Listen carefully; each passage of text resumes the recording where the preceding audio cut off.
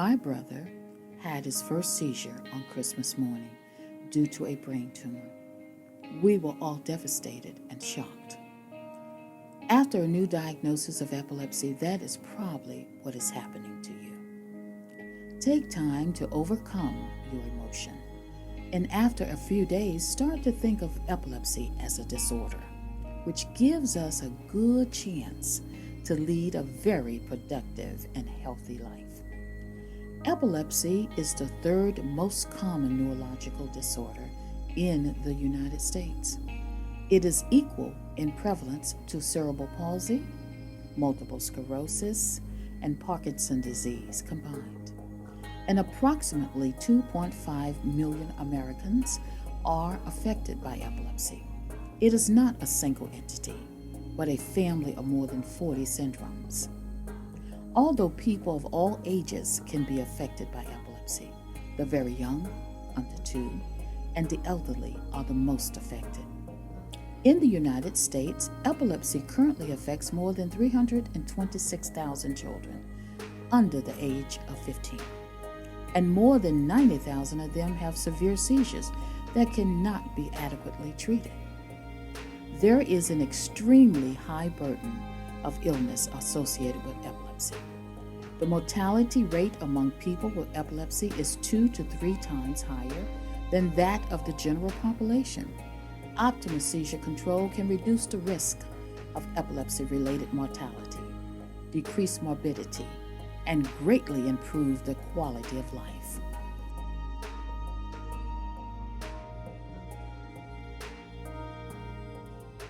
We all operate by means of electrical impulses. The brain sends out signals that tell other parts of the body what to do, like picking up the telephone or when to feel hunger. Every thought, action, or feeling is transmitted by these impulses charging and discharging. If one of these impulses fails to turn off, the result is a seizure. How the person is affected depends on where the impulse is located in the brain. For instance, a person may experience involuntary movements, loss of balance, uncontrolled eye movements, or speech may become garbled, and awareness may be affected. Seizure episodes can last a few seconds or a few minutes. The person will usually not remember what has happened. All that remains is a period of weakness or tiredness. The reactions of those present are often more damaging than the seizure itself.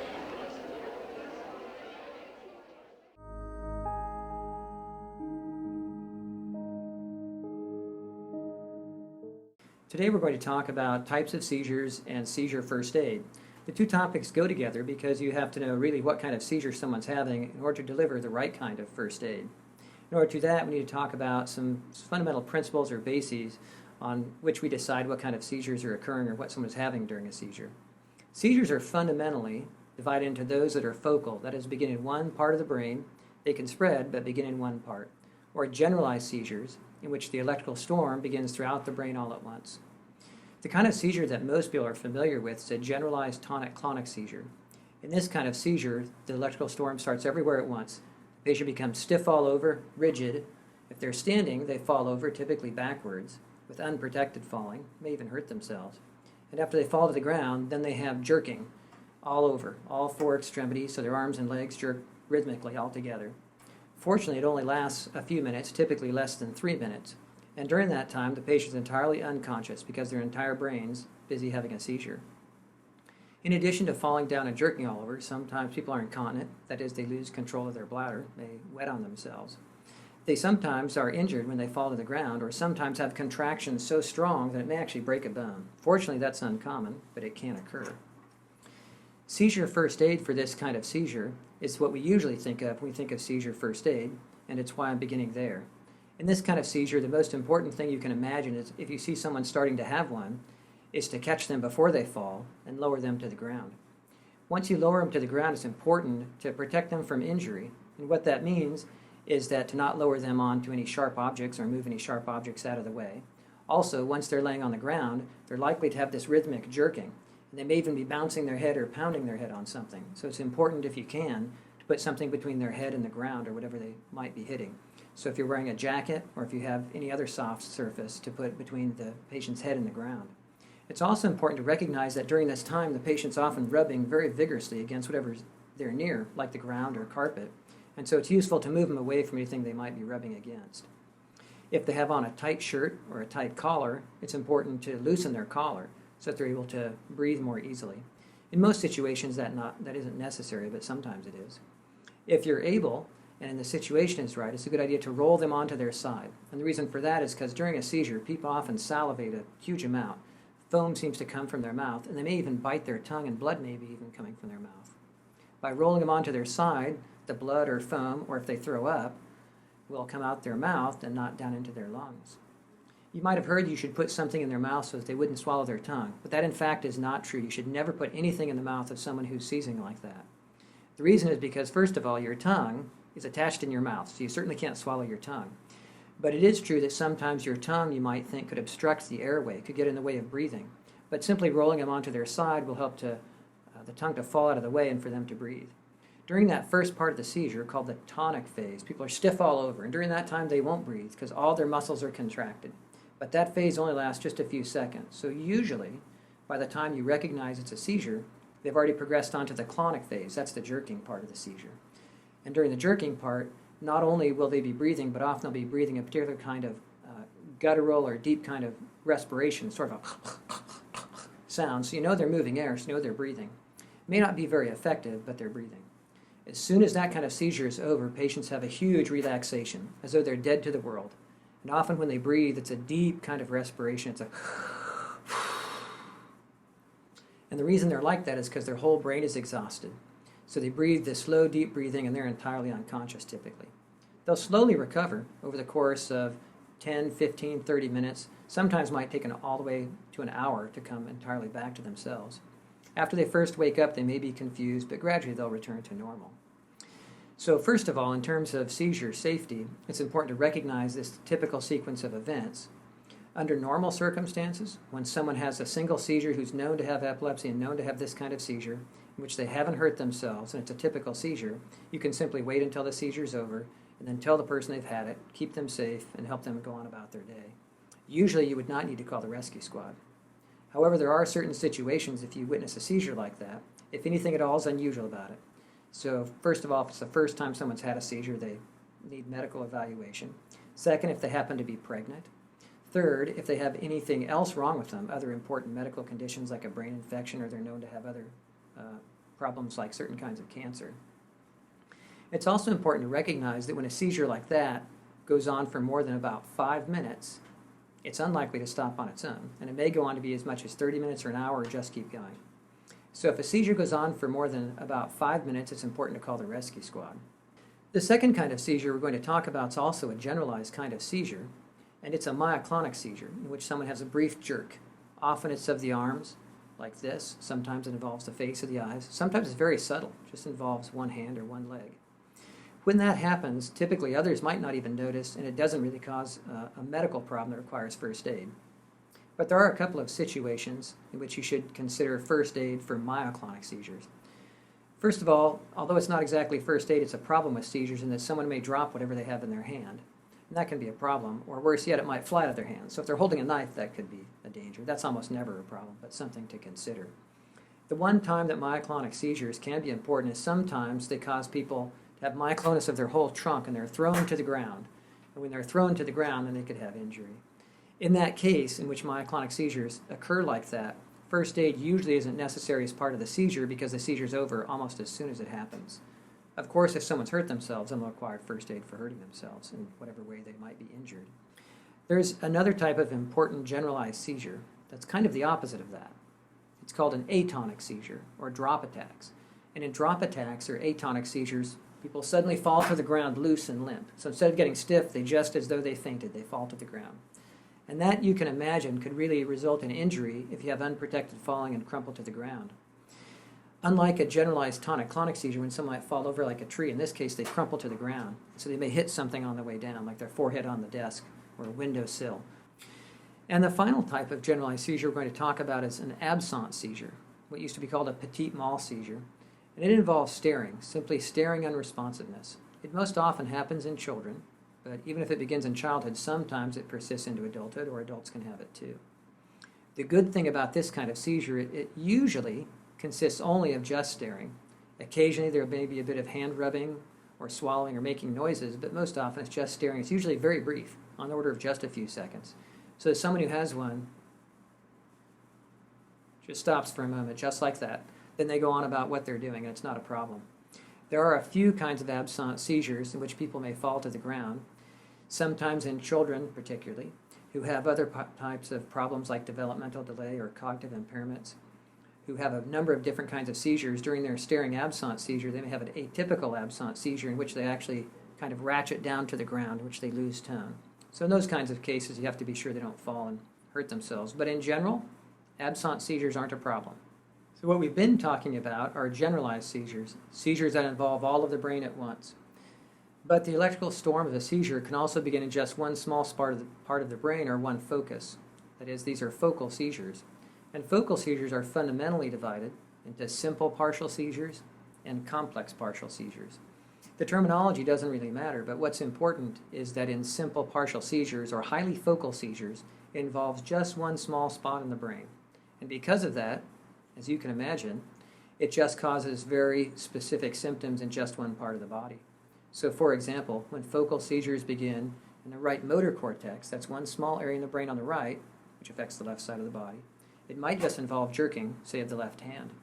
If it involves a sensory spot in the brain on the right, it might just involve sensation abnormalities in the left hand. For these type of seizures, first aid usually isn't necessary, and people are able to talk and understand during the seizure. They're otherwise perfectly fine, and they can point out the problem. So first aid's not very much of a concern under normal circumstances. Complex partial seizures, or what are now called dyscognitive seizures, is a very recent terminology. The importance about that kind of seizure is that it involves a part of the brain that involves awareness or controls awareness. And because of that, people are unaware during this kind of seizure. During this kind of seizure, they may stare and be unaware, and that may be all they do, but more often, if it lasts long enough, it'll go on to involve other symptoms, sometimes hand wringing. They may crush what they're holding in their hand. Sometimes they may make noises like lip smacking or swallowing loudly. During this time, when they're staring and they're unresponsive, that is, you can speak to them, but they can't answer back and are unaware of what's going on, they typically are standing still, and that's fine, and there's no seizure first aid necessary. You just need to stay with them and make sure that nothing else happens. Because the other things that can happen is it can progress on to cause some posturing. And during posturing, it affects the arm and the leg, then someone could fall during the posturing. And that seizure that begins in one small spot in the brain could spread to the whole brain. So you can have a focal seizure that then generalizes. When it does, it then acts just like a generalized tonic-clonic seizure that we've talked about so far. So it may begin with just staring, and then some hand rubbing, and maybe some lip smacking. And then it may progress as it involves more and more of the brain to cause some stiffening. As it causes stiffening, then it could spread to involve the whole body and have a whole generalized tonic-clonic seizure. In that case, normal generalized tonic-clonic seizure first aid is necessary. There are a couple of other special seizure types to talk about that are not exactly seizure types, but seizures occurring in a special circumstance. One of them is febrile seizures. Febrile seizures are seizures that are precipitated or caused by fever occurring in children, typically in children around age 5 or younger. In this case, the child who's otherwise healthy and fine has a fever for some typically incidental reason, like a cold or infection. And then as the fever is going up or as the fever is coming down, then the child will have a generalized tonic-clonic seizure, so a whole body shaking episode. This most often happens as a single seizure. Now you can imagine that when you see this happen in your child, you're very concerned. Hopefully rush them to the hospital because it could be caused by something else. But when it's determined that it's just a febrile seizure, the good news is that's unlikely to progress on to cause epilepsy or recurrent seizures later in life.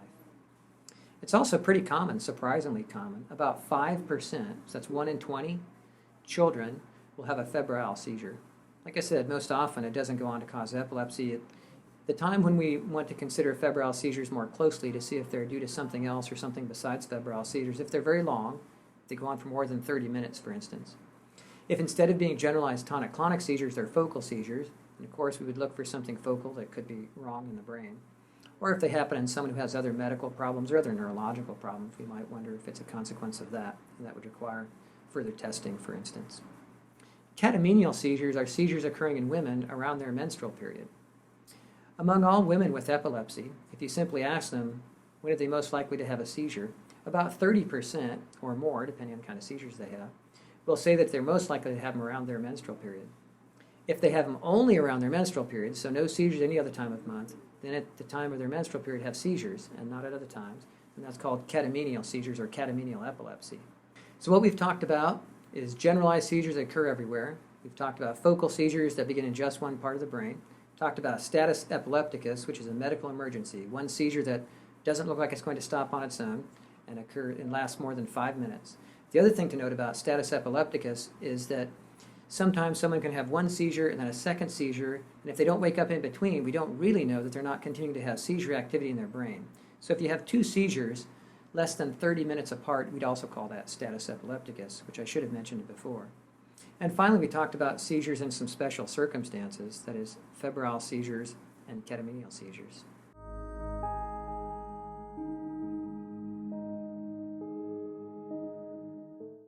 With epilepsy, the first diagnosis can be terrifying. At least it was for us.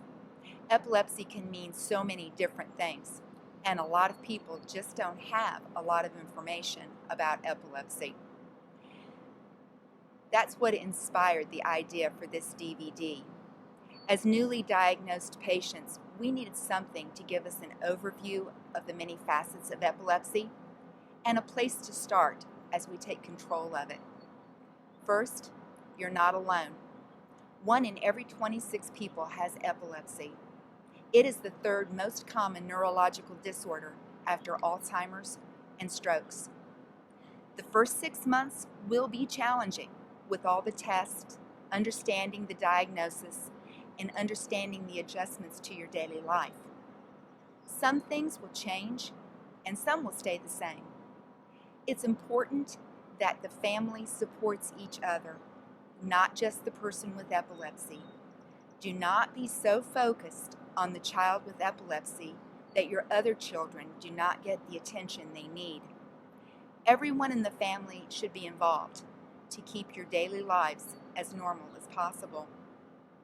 For your newly diagnosed child, be an advocate for him. Teach your child how to advocate for himself. Make sure your extended family, caregivers, teachers, friends are informed and know what to do in the event of a seizure. Especially at school, where your child spends a large part of each day, make sure the teachers understand your child's diagnosis, what to watch for, and how to provide first aid. They can provide observations and support that will help you get control, and your child will feel safer and more confident. So will you. You should have a great relationship with your doctor. An epileptologist is an epilepsy specialist. They will understand when you take notes during your appointments and will encourage you to ask questions. Feel free to take someone with you to the appointment because 2 heads truly are better than one when listening to new information. During the doctor's visit, write down the epilepsy syndrome, what to expect, and what your next step is. Find out about medications and their common side effects. Because epilepsy is their specialty, epileptologists are the best informed about the medications available. Medications take 2 to 3 weeks, sometimes a month, to reach a therapeutic level and start to work. If after that time the medication is not controlling seizures or has too many side effects, the doctor will want you to call.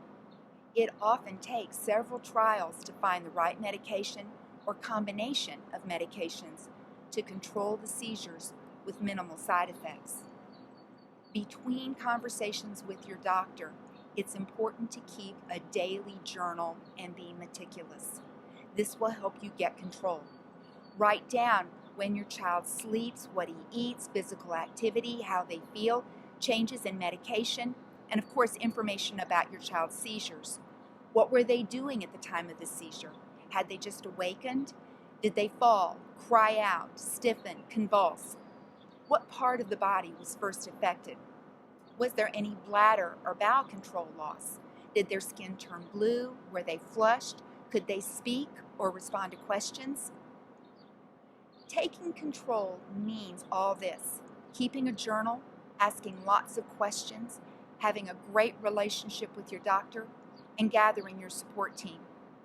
That support team is made up of family, friends, caregivers, teachers, and of course, the Epilepsy Foundation of Virginia. The EFVA is a great place to start because it has an abundance of information about everything about epilepsy. There's also tons of information on their website, efva.org. Take advantage of all this information that was gathered by experts. The most essential component of the EFVA, I think, is their people. The people at the office, the network of volunteers, the support groups are there to help you and your family. We have been in your shoes and know exactly how you feel. We know your questions, your concerns, your worries. We can help. Call us.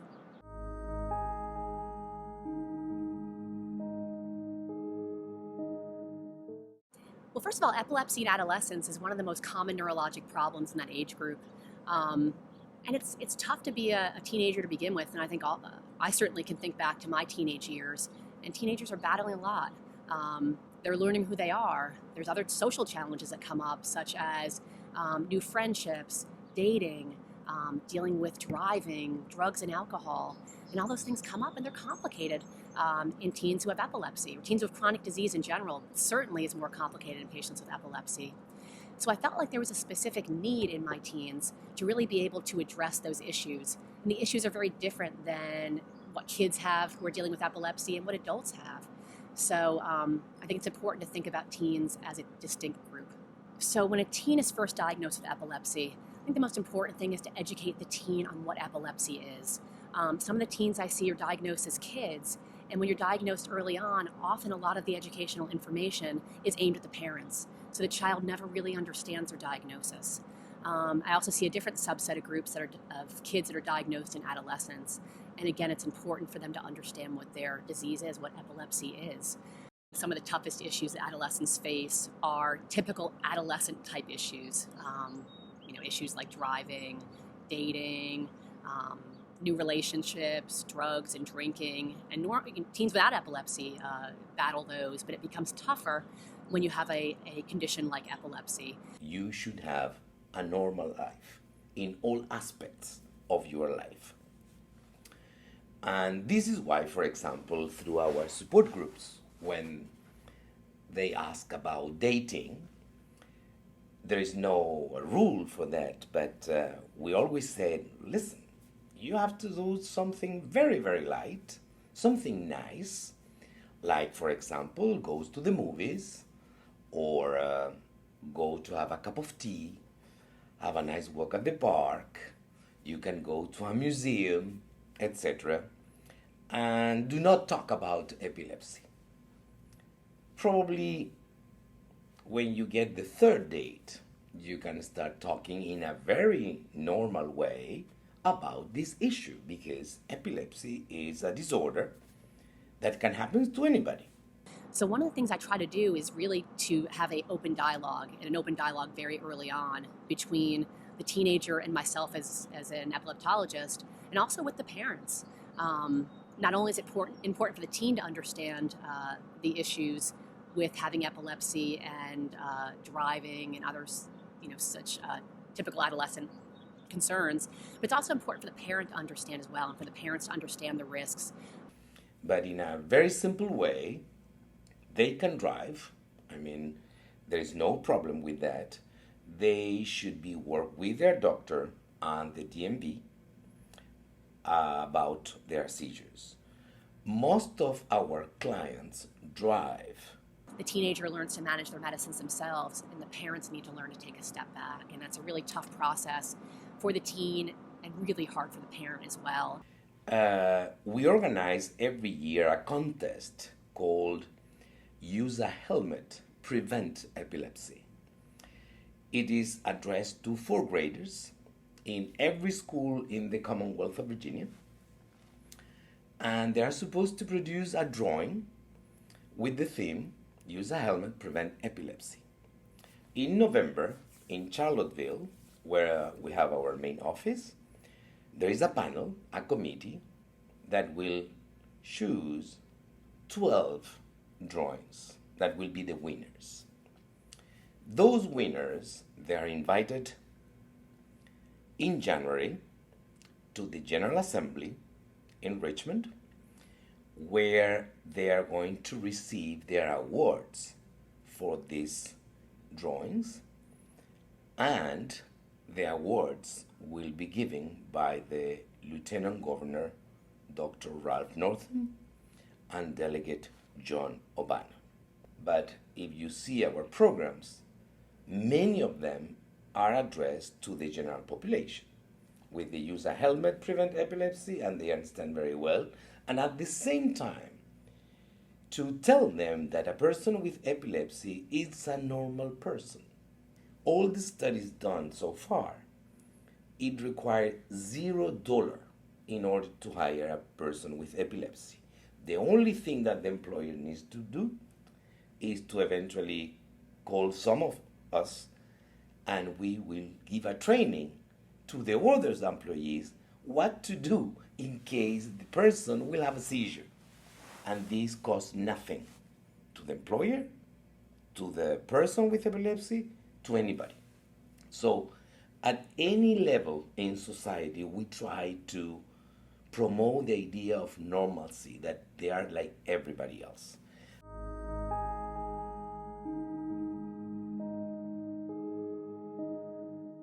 A 2013 survey showed that approximately 56% of patients with epilepsy completed high school compared to 75% of the general population.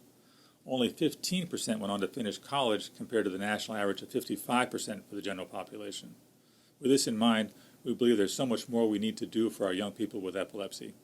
The IDEA, the Individuals with Disabilities Education Act, is the main law that governs special education for children with disabilities.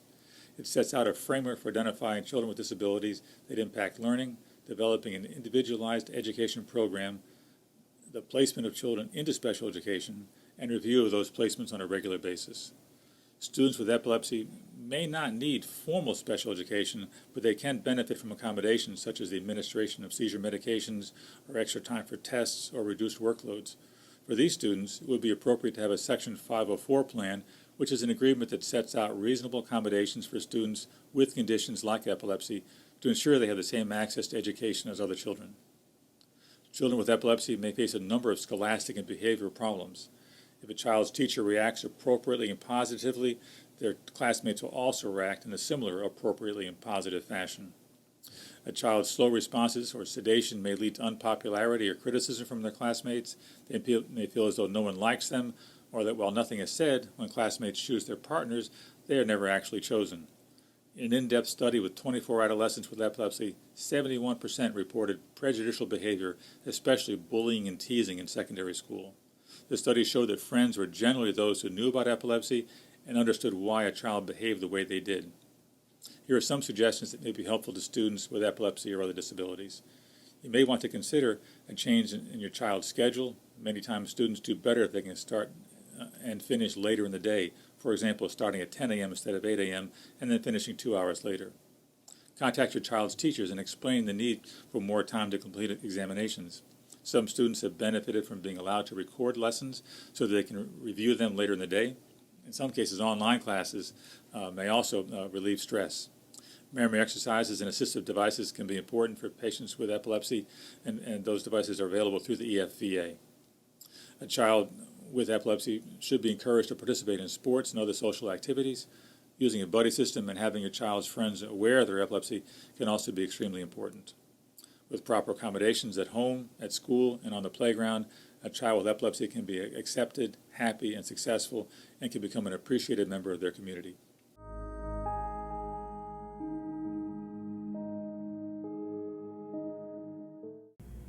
When entering the job market, decide what sort of job you want. Identify the qualifications you need and determine if you could safely perform the job.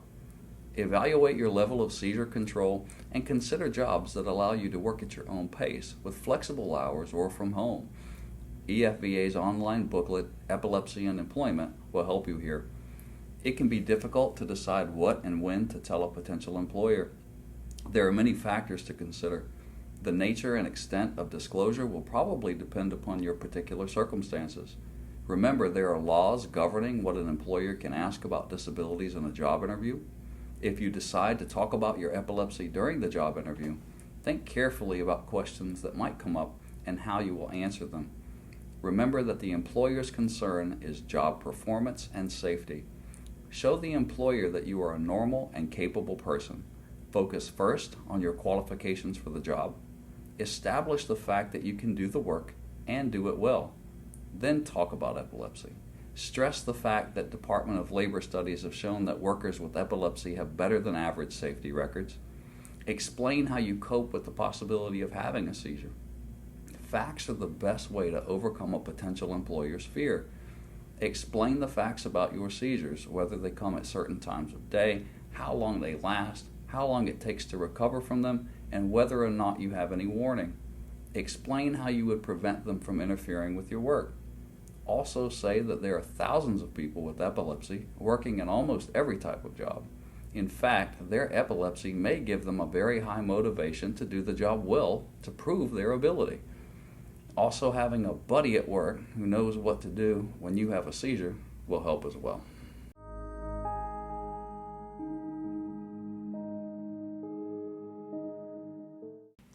So I'm going to give you some pearls of wisdom when you're diagnosed with epilepsy that you should know. One is I'm going to say keep calm and learn your resources. That's going to be the first thing. And we'll come back to resources at the end.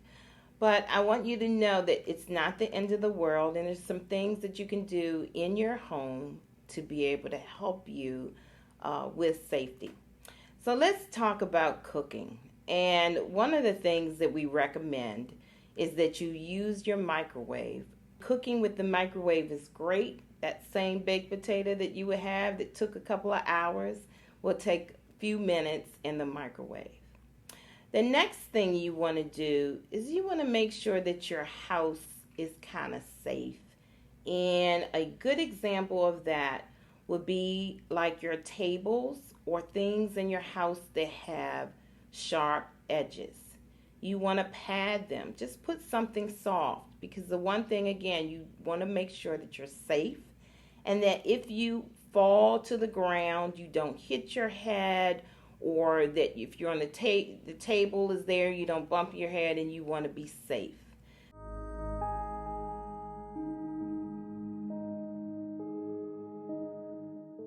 So having epilepsy does not preclude you from having a normal physical relationship with a partner.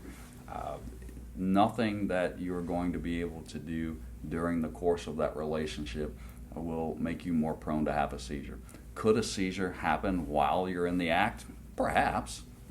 A seizure could happen while you're in the middle of eating dinner. That's the nature of the beast. You never know when a seizure is going to occur.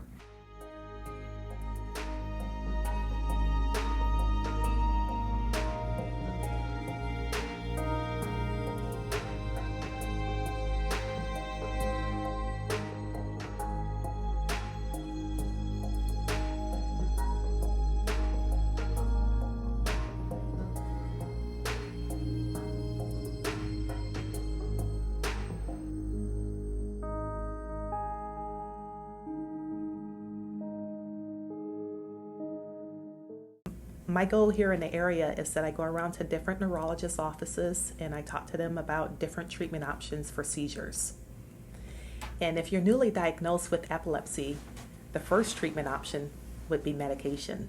Your neurologist will start you on your first medication, and probably about 50% of individuals will respond to that first medication.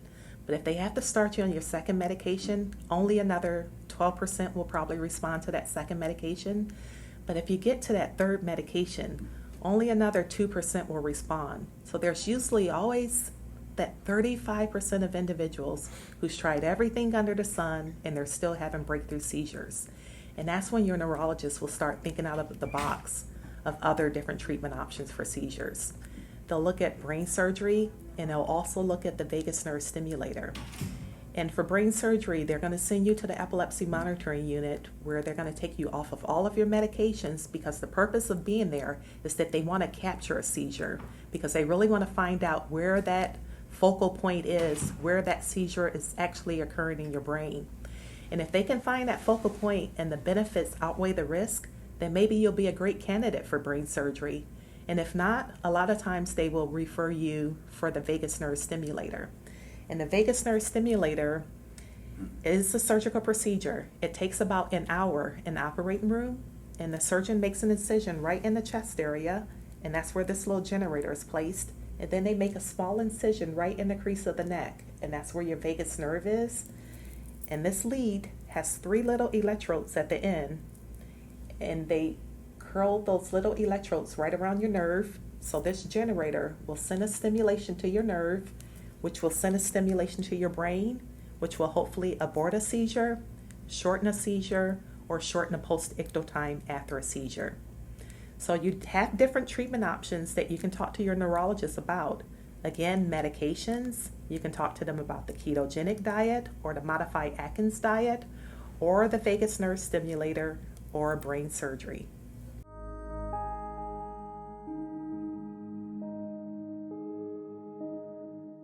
I know the difficulties that the service members here at the Richmond VA, the problems they may encounter, especially after a traumatic brain injury. And we have a large number of patients in the Richmond VA who have suffered traumatic brain injury coming back from the recent deployments. Traumatic brain injury is seen relatively frequently in our polytrauma population. It is considered the signature injury of the Iraq and Afghan wars. One of the reasons we see so much traumatic brain injury is because the use of improvised explosive devices. There are a lot of reasons that people may have seizures while deployed, and some of it may be due to an electrolyte abnormality, in which case, if you correct it, they'll do fine. In general, though, for those patients who develop seizures while in the military, we evaluate them either at a larger medical center, such as would be seen in Germany, and then sent back to places such as the McGuire Veterans Administration Hospital, where we do further work up and decide what type of seizures they're having and what would be the appropriate medication. It pretty much ends your military career. And the real reason for that is because, especially in the austere environments, if you have a seizure, then you're going to tie up at least 2 other of your soldiers taking care of you. If you have a seizure while in the military, what they would do is transfer you from a job that would transfer you from an austere environment to a environment that, like an office environment. Then you'd have to go through a medical evaluation board, and then they would decide whether you could stay in or not.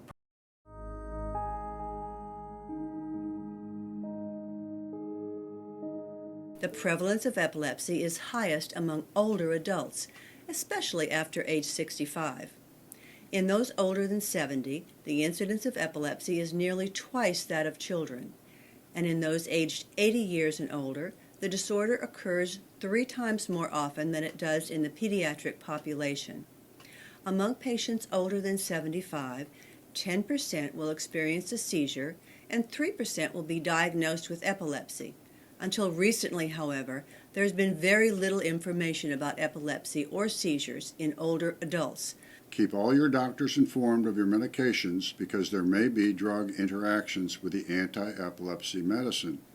Seniors may take longer to process and eliminate medicines, potentially causing medication levels in the blood to become too high. The anti-epilepsy medicine may have a stronger depressive influence and may cause agitation and loss of appetite. Make sure to exercise regularly and spend time with friends to overcome these symptoms. Seniors break bones more easily, so carpeting helps if you have tonic-clonic seizures. Also, a person does not have to be removed from his or her wheelchair during a seizure. The wheelchair needs to be secured, and a seatbelt loosely fastened to prevent the senior from falling. You can also make sure the wheelchair is padded to prevent further injuries to limbs. Being aware of how epilepsy affects seniors will increase the quality of life in your golden years.